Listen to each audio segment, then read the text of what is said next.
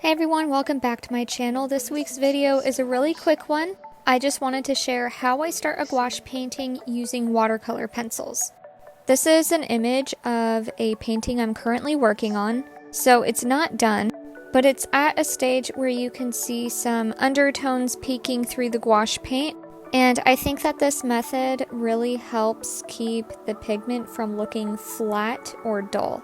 Before I start any of my paintings, I always start with a reference photo that I myself create because my artwork is very surreal.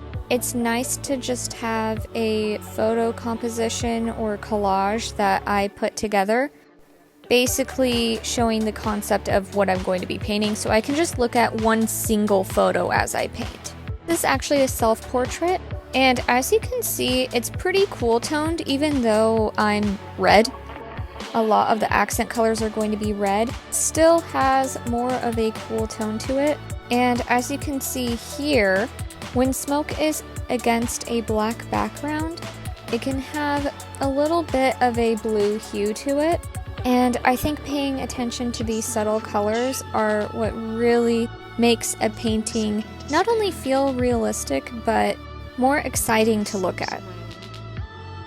I'm starting with my sketch transferred onto illustration board. I have a video I just posted last week showing how I did this, and I'm going right in with a red watercolor pencil. This watercolor pencil is already pretty cool toned once you layer other gouache pigments on top of it. If I wanted it to be more of a warm toned red, I would have also included an orange watercolor pencil on top, but since I don't want that, I'm just keeping it red. Now I'm going in with a blue watercolor pencil wherever there's going to be a shadow, or even wherever there's going to just be a lot of black going on.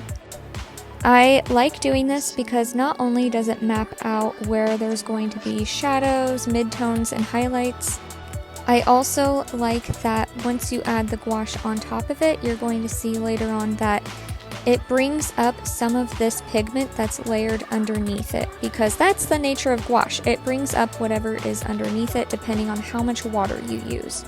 I also left where there's going to be a lot of white pigment blank for now, just because I don't want too many other colors interfering so much with where there's going to be high points of highlight.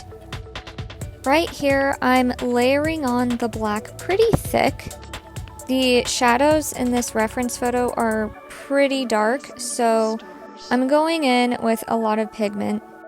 Wherever there's going to be dark shadows within the smoke as well, I'm adding some black.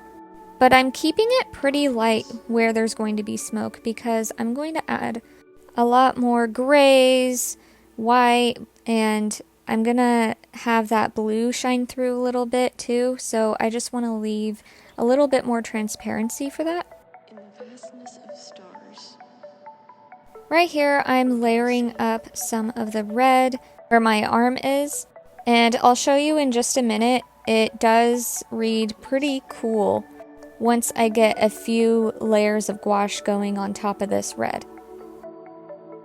So right here, I'm putting a very, very thin, transparent layer of black throughout the smoke so that it has something to blend into once I start adding white. And as you can see here, I'm adding the white and it's really picking up that blue. White gouache really, I mean white paint in general, but especially gouache, really mixes if there's any other color nearby, which can be a pain, but it's also good with how I work, which is why I love the medium. Once I diffuse the white out a bit into the black and blue, I'm then just adding layers of white and gray throughout the whole thing. And as you can see here, it's pretty cool toned. You can see a little bit of that blue shining through, just enough, exactly how I wanted it. So yeah, this is how it turned out. The smoke is almost done. I'll be posting next week how I painted the smoke, so a full-blown tutorial on how to paint smoke using gouache. I hope this video was helpful, and please comment below if there are any other tutorials you would like me to post. I'll see you next week. Bye!